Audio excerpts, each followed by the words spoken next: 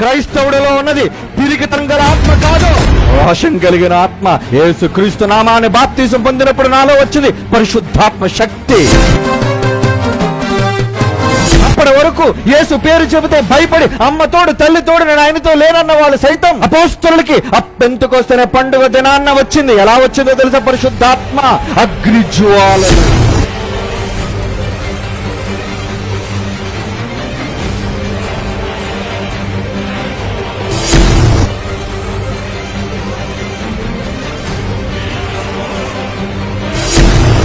పరిశుద్ధాత్మ శక్తి. మరి ఈరోజు నీకు లేదా?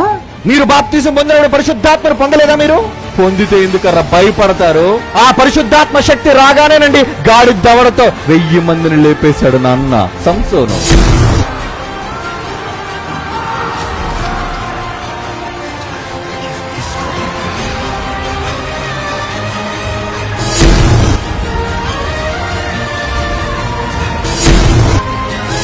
పరిశుద్ధాత్మ శక్తి వచ్చేటప్పుడేనండి కత్తి పట్టుకుని 10,000 తలకాయలు తెగ నరికాడు నాన్న దావీదు.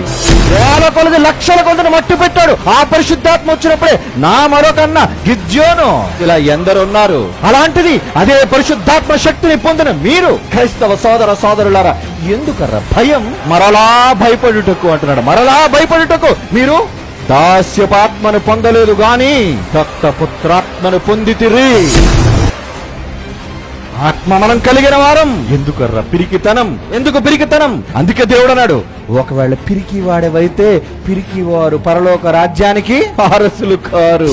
పిరికితనం ఉందనుకో అసలు నేను పరలోకం గేటు దగ్గర కూడా రానివాడు అన్నాడు దేవుడు. దేనికర్రా భయపడుతున్నారు క్రైస్తవ సోదరులారా? చెప్పండి, దేనికి భయం? భయపడకూడదు. అవసరమైతే దేవుని కోసం ఈ అసూలు బాస అయినా సరే, ఈ బొందిలో ప్రాణం ఉన్నంత వరకు, ఈ ఊపిరి పోయినంత వరకు యేసే నా ఊపిరిని ప్రకటించేవాడే రియల్ క్రిస్టియన్. ప్రకటించగలరా మీరు? ప్రకటించాలి, ప్రకటించాలి.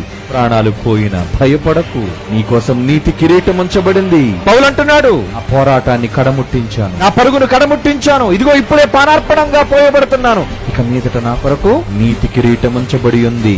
పరలోకంలో దేవుని దగ్గర నీతి కిరీటాన్ని పొంది ఏలికగా నీ ఉండాలి శాశ్వత కాలం అనుకుంటే, ఆ యేసు కోసం సిలువనెక్కి ఆ మహనీయుడు ఎలాగైతే తన ప్రాణాన్ని త్యాగం చేశాడో ఈ సమాజాన్ని కాపాడడం కోసం నీవు కదలిరా క్రైస్తవుడా, కదలిరా.